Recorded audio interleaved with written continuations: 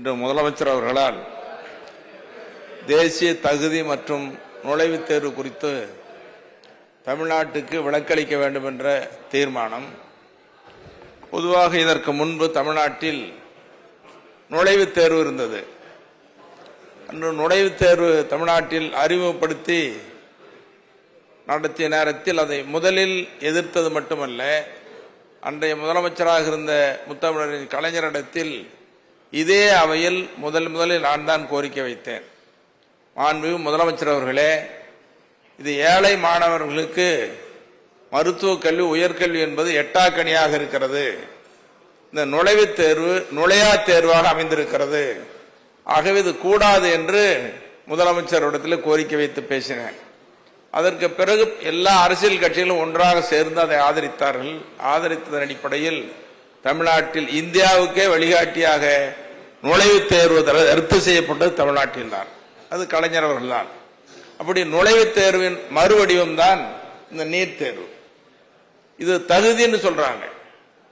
இந்த நுழைவுத் தேர்வு கூடாது என்று தமிழக அரசு கொண்டு வந்த நேரத்திலும் சரி, நடுவண் அரசு கொண்டு வந்த நேரத்திலும் சரி, அதை எதிர்த்து கடுமையாக போராடி வருவது பாட்டாளி மக்கள் கட்சி. குறிப்பாக சொல்ல வேண்டும் என்று சொன்னால் 12ஆம் வகுப்பு தேர்வு அரசு நடத்துகிறது.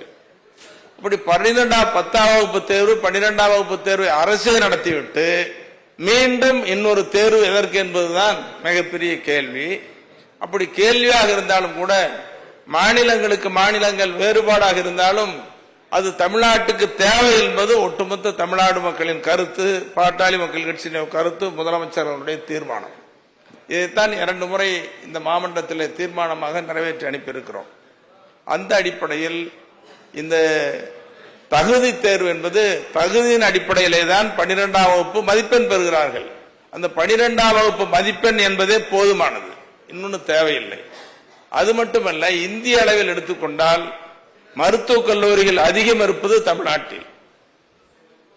அதை கூட நாங்கள் கோரிக்கை வைத்தோம். அரசின் முடிவாக மாவட்டத்திற்கு ஒரு மருத்துவக் கல்லூரி என்ற கொள்கை முடிவெடுத்து இன்று மாவட்டந்தோறும் மருத்துவக் கல்லூரிகள் துவக்கப்பட்டு வருகிறது. அப்படி மருத்துவக் கல்லூரிகள் அதிக எண்ணிக்கை, மருத்துவ படிப்பு மாணவர்கள் சேர்க்கை அதிக எண்ணிக்கை இருக்கிற நேரத்தில் இந்த நீட் தேர்வினால் மற்ற மாநிலத்தில் எல்லோரும் இங்கே வந்து நுழைந்து விடுகிறார்கள். தமிழ்நாட்டின் உரிமை பறிக்கப்படுகிற செயலாகவே நாம் பார்க்கிறோம். இந்த தீர்மானம் என்பது தமிழ்நாட்டின் உரிமையை காக்கிற தீர்மானமாக பாட்டாளி மக்கள் கட்சி கருதுகிறது. அந்த அடிப்படையிலே தான் இந்த நீட் தேர்வை எழுதுவதற்கு இந்த ஏழை குடும்பத்து மாணவர்கள் நிலத்தை விற்று அல்லது நிலத்தின் மீது கடன் வாங்கி 12ஆம் வகுப்பு படித்துக்கொண்டே நீட் தேர்வுக்கு தயாரிப்பதற்காக மாணவர்களை சேர்க்கிறார்கள். நீங்க நினைச்சு பார்க்கணும், ஒரு மாணவனுக்கு 3.5 லட்சம் குறைஞ்சது 5 லட்சம் 6 லட்சம் 7 லட்சம் சொல்லி எவ்வளவு செலவழிக்கிறது? இது ரொம்ப கூடுதலா இருக்கு. இது கூடாது என்பது.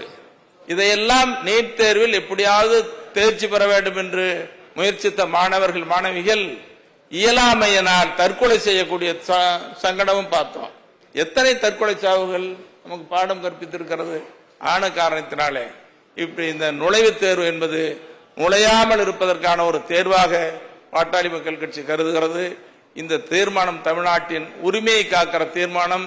நீட் தேர்வு கூடாது என்பதிலே பாட்டாளி மக்கள் கட்சி உறுதியாக நின்று இந்த தீர்மானத்தை வரவேற்று அமர்கிறேன். செய்திகளை உடனுக்குடனும் துல்லியமாகவும் தெரிந்து கொள்ள சப்ஸ்கிரைப் பண்ணுங்க.